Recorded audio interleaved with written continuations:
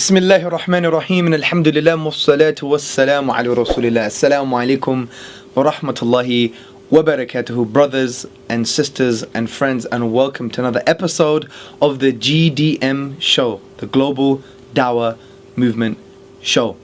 Actually, I haven't been doing many of these shows. I've been traveling, so hopefully I'll be able to engage with you a little bit more, bi'idhnillah, inshallah, God willing. Today we're going to be talking about, and bear with me, epistemic justification. Yes, it's a huge, crazy word. It doesn't really mean much. It means justifying your sources of knowledge, or justifying the methods that you use to get knowledge. It's as simple as that. And the reason we want to discuss this today is because I remember an amazing YouTube clip. It's Richard Dawkins, and basically he was asked a question about this topic, epistemic justification. He was asked, in a nutshell, how do we justify science? Yes, we need evidence for things, but how do we justify the statement that we need scientific evidence for things, essentially? Actually, listen to the clip here. So the question's about the nature of scientific evidence. You both said, and I think most people here would agree with you, that we're justified in holding a belief if there's evidence for it, or if there are logical arguments we can find that support it. But it seems like this in itself is a belief which would require some form of evidence. And so if so, I'm wondering what you think would count as evidence in favour of that, and if not, how do we justify choosing that heuristic without appealing to the same standard that we're trying to justify? So how do we justify, as it were, faith that science will give us the truth? Is that the... Please. How do you justify scientific method? Yes. Basically, what he said. It works. It works. Planes fly, cars drive, computers compute. It's an inductive argument. If you base medicine on science, you cure people. If you base the design of planes on science, they fly. If you base the design of rockets on science, they reach the moon. It works, bitches. So, brothers and sisters, sorry for the expletive, but I'm here today with Sabur Ahmed to discuss this. Assalamu alaikum warahmatullahi wabarakatuh. How you doing, bro? Good. Good. So we want to attack this from two perspectives. The first thing, as you can see from what Richard Dawkins was saying, is that science is justified. It leads to certainty, or to truth, or to knowledge, because it works. Is that statement itself valid? I would say the history of science tells a slightly different story. So if you look at the history of science, we have theories that have worked really well, and they have produced results. A body of literature have been peer-reviewed, and we actually found out that even though they worked and they helped us gain new knowledge, the background assumptions or the theoretical framework wasn't correct at all. And in some cases, it wasn't right completely. So you can gain new knowledge, and science can work, and you can make technological advancements based upon a falsehood. So Give me an example. okay, so a very simple example is we went to the moon based upon Newtonian mechanics, and Newtonian mechanics is something which has been superseded by the Einsteinian worldview. Now, one of the fundamental assumptions of Newtonian mechanics is time and space is fixed. Yes. And Einstein showed, using various methods which are generally accepted now, that time and space are relative, dynamic, and changing. Now, even though we went to space based upon Newtonian mechanics, Apollo 11 landed there, we gained new knowledge based upon all of Newtonian mechanics that we applied. The fundamental assumptions were incorrect. So even though this is a prime example of something that works, the background assumptions in a theoretical framework wasn't true in an absolute sense. Oh, so Richard Dawkins cannot therefore say that we can justify the truth of science based upon the fact that it works, because there are things that have shown to work based on falsehoods, essentially, based on something that's not true. Yeah. That's very interesting. What about something that I think is a Greek word, phlogiston? Phlogiston, that's quite an interesting one, because again, this was a scientific fact held by chemists that Well, fact at the time. at the time, right? That all objects are made of this substance called phlogiston. Which allow things to combust and burn. Exactly right. So when something burns off, it's because of phlogiston, and they had this as a maxim, as in everyone accepted it, and this was used within all their theoretical frameworks. Now, when they discovered nitrogen, they explained their discovery based upon phlogiston Yeah. theory.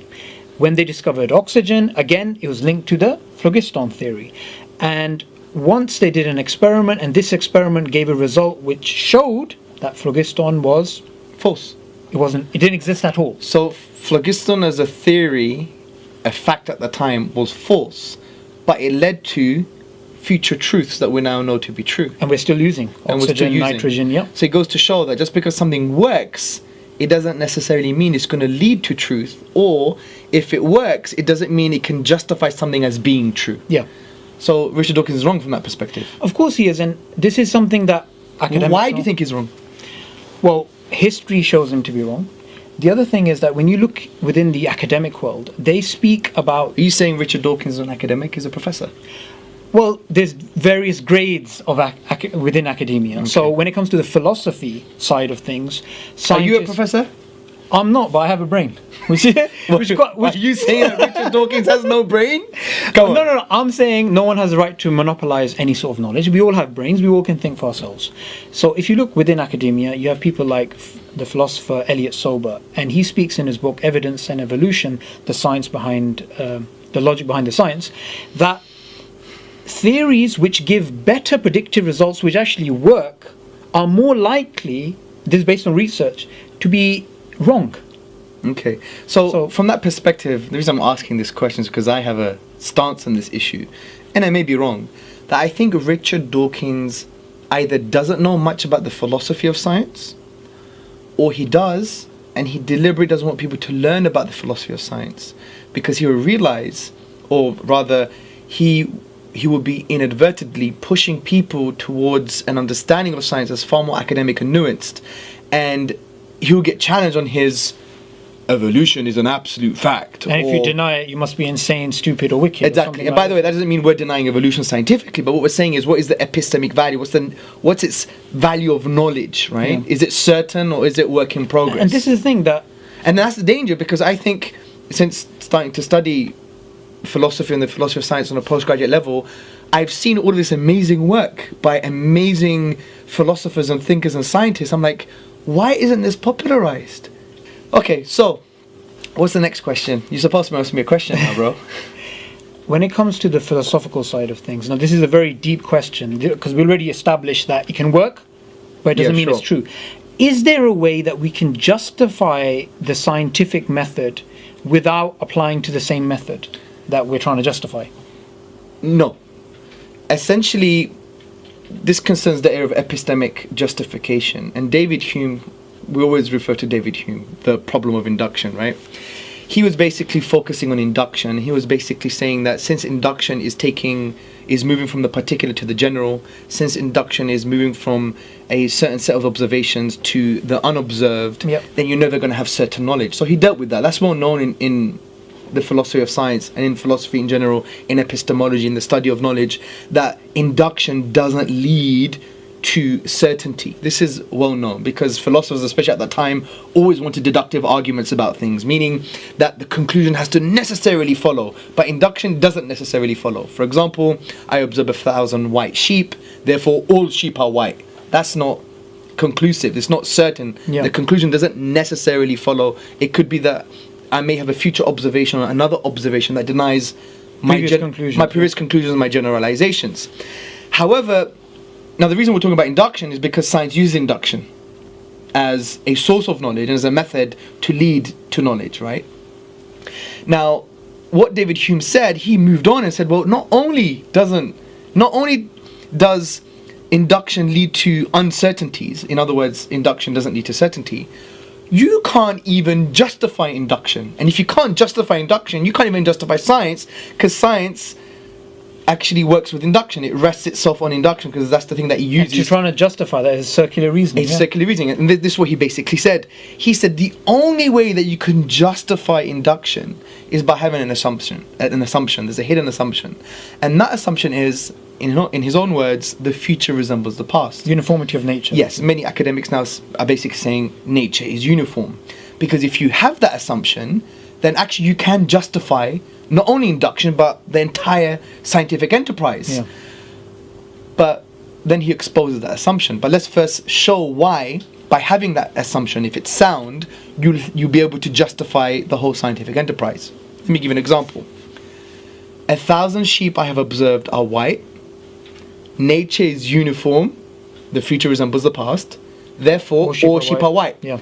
If my hidden assumption is true, my conclusion necessarily follows. Because even if I observed 2 sheep, 200 sheep, or 2,000 sheep, if nature is uniform, if the future resembles the past, then it necessarily follows that all sheep are white. But David Hume says, hold on a second. That's a naughty assumption. Obviously, he doesn't say that. I'm just paraphrasing from the literature. And he basically says, you can't justify that. You can't prove that.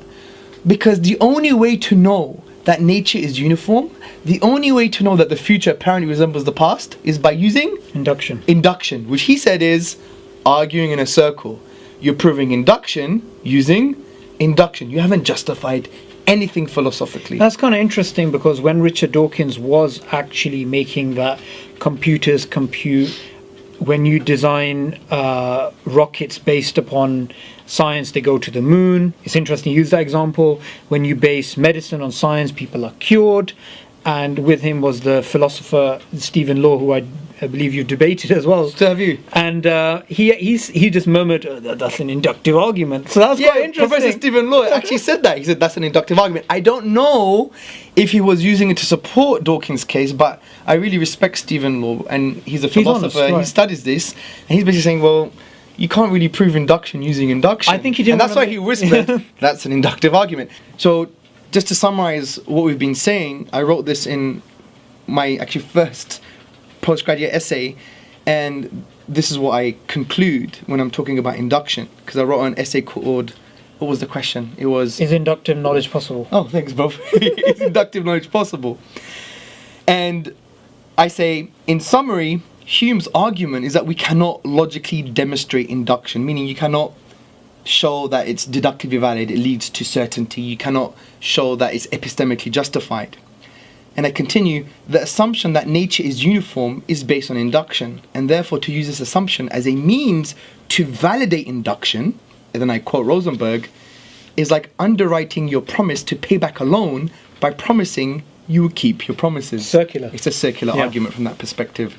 So people need to learn the philosophy of science in order to be good scientists.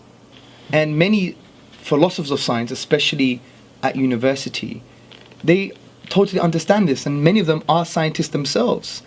And therefore they have a more nuanced, practical approach to the whole scientific fact discussion. You know what's very interesting as well, Sabur, is that why is there such a disconnect between academia, the nuanced discussion about science and certainty and facts, and what happens on the popular sphere? I would say, one, most people accept science based upon trust. They don't do the science themselves. But then I would slightly disagree with you and say some people who are right in there in terms of science, they have their hands dirty, right? They would actually, and these aren't people that you hear about on the news, these aren't people, these are grafters, these are hard workers, these aren't popularizers. For example, the senior editor of Nature, which is the most important journal in the world, his name is Henry Gee, he's a biologist. He says all scientific conclusions are provisional, there can be nothing else. But you've proven my point. The point is he's not a popularizer. So why is there a disconnect between the academics and the popularizers like Richard Dawkins and others? I think maybe there's a few factors. One is a lack of knowledge of philosophy. Other factors I don't want to go into, but I think that's generally a problem. Yes. So the irony is, though, if we follow the kind of Dawkins narrative of things, you know, working and therefore they're true, etc., what would that do to current physics? Okay, take, for example, quantum mechanics. And if you walk up to any physics teacher and say, is quantum mechanics true? Does it give predictive results which are correct? Say yes, it gives very precise predictions which are true. Okay, is general relativity true? And does it also give predictions which come true? Of course it does. You can find out where a planet is based upon general relativity. Newtonian physics. Yeah. So these two, general relativity and quantum mechanics, these are both taken as... Well, you could add Newtonian physics there as well, Of course. right? You use this and you use this, but fundamentally there is a contradiction. If you So- say this is the truth and this is the truth, So not only both of them, but all three of them can generally contradict with each other. Yeah. They're non-complementary paradigms. But therefore, how are you going to do science? you're still doing the science. For example, when we went to space in the 1960s, we knew general relativity was true and the Newtonian concept of the universe was incorrect. Yes. But we still based rocket science to go to the moon based upon Newtonian mechanics. Yes, of course, yeah. So scientists know you can have provisional truths and you work together. It's kind of like if you can't ride two horses, you have no job being in the circus. So scientists know we need to bet on this horse, and all of them are going to give us new knowledge. Yes. If you go with that approach of this is a fact and it's set in stone and it's never going to change, you've made science rigid, you've made science what it is not. And you lost its beauty. Yeah. You can't actually do science like that. It's very impractical. So just to summarize from a kind of theistic Islamic perspective, the reason we talk about these things, brothers and sisters, is not to deny the science. We love the science. The more we're reading about it and studying at university, we're loving it even more. But it's just to show the actual truth that underlines and underpins science, which is some of its assumptions and its philosophy. And therefore, by understanding it properly, then from a religious perspective, you won't have a problem if science today contradicts some religious truths, especially if you believe revelation to be its own source of knowledge that you could justify outside of science, which is a different discussion. So therefore, it doesn't matter if one day, for example, scientific hypothesis X contradicts Quranic verse Y. It doesn't matter. It makes no difference because science doesn't really lead to certainty. There is always a possibility of another observation at odds with the generalizations, or another observation at odds with your previous observations that you use to form conclusions. And also, the method itself can't even be justified from an epistemological perspective, right? Because you require nature's uniform assumption, and that can only be understood via induction. Yeah, and therefore you're proving induction with induction, which is a circular argument. So the point is, you have all of these issues. So don't worry, guys. If there is a striking contradiction or something seems to be unscientific, just turn down the certainty knob of it and take a chill pill. Once you study the philosophy of science, understand some of these issues, you'll have what I'll call intellectual sakina, intellectual tranquility. Science is evolving, don't mind the pun, and it can change. It doesn't mean we reject the science, because my practical position is this, just to end. It's an instrument. It's an instrument. Accept the science. Accept, for example, even if it's Darwinism, from a scientific perspective, as a scientist, you're working within the assumptions, you're working within that paradigm, and you're doing the scientific stuff. But if anything within it contradicts your creed, which is based on your revelation, you don't have to accept it creedally. You can accept it scientifically, because science is a non-certain thing that is ever evolving and changing, and that you may have paradigm shifts. So accept it scientifically, but just don't accept it creedally. And To do so would be anti-scientific. yeah, and I think that's the best position to have, to be honest. You're not rejecting the science, and you're definitely not rejecting your revelation, which you believe to be true based on things outside of science, which is another discussion. And many academics hold this approach. Yeah, of course they do. So brothers and sisters and friends, before we end, everything that we've spoken about today and other previous GDM shows on science, evolution, Darwinism, the philosophy of science, certainty, fact, revelation, history, Islam, all of these things are going to be discussed on the 12th of December. It's a special one-day workshop stroke conference, and it's called Failed Hypothesis. It's a question, Islam, the Quran, and science. Don't miss out on this amazing conference. You'll have a free book to download. You'll have the PowerPoint slides all fully referenced for you to check and for you to do your own further reading. So if you want more answers to these topics or more clarification and more understanding, then don't miss out. 12th December in London, Failed Hypothesis, Islam, the Quran and Science. Be there, register now.